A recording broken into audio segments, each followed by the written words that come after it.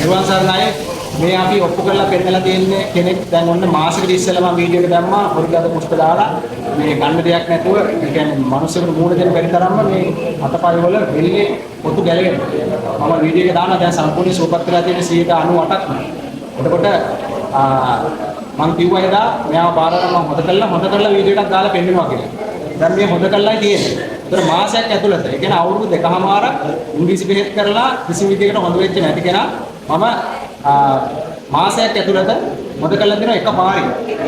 ඒකට එකපාරින් 98ක් හොඳයි හැබැයි තව දුරටත් මෙයාගේ ඉන්ස තියෙනවා. ඒ දේවලුත් අයින් කරන් පස්සේ සම්පූර්ණයෙන්ම අර බැලුමුත් නැකිලම යනවා. ඒකයි කියන්නේ මේ දේවල් වලට බෙහෙත් කරලා වැඩක් නැහැ. අපි බෙහෙත් කරන්නේ නැතුව තමයි මේක හොඳ කරේ. එතකොට මේ වගේ අර අඟ කසන දේවල් අමුදාද පොස්ට් දාලා තුවාල දාලා හොඳ වෙන්නේ නැතුව කොච්චර බෙහෙත් කරත් පරීක්ෂණ කරත් අහු වෙන්නේ නැත්නම් බෙහෙත් කරාට හොඳ වෙන්නේ නැත්නම් පැහැදිලිව මේ කෙනාට තියෙන වෙනස් ප්‍රශ්නයක්. එතකොට ඒ වගේ අයට දැනුවත් කරන්න ෂෙයා කරලා මේක වැදගත් වෙයි. මේ ඔක්කොම කරලා පෙන්නලා තියෙන්නේ. පෙරපසු වෙනස මම දානවා. මුලින් ආවේ කොහොමද? දැන් තත්ත්වය කොහොමද කියලා. එතකොට මිනිස්සුන්ට විශ්වාසය ඇති වෙනවා, පැහැදීමක් ඇති වෙනවා.